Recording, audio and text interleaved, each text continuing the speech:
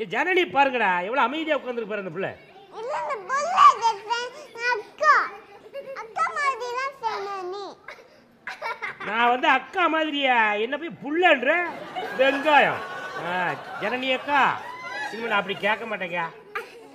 சரியாக்கா? அண்ணன் யாராவது இருக்காங்களா? ஆமா. உங்க அண்ணன் பேர் என்ன? சாய் சரண்.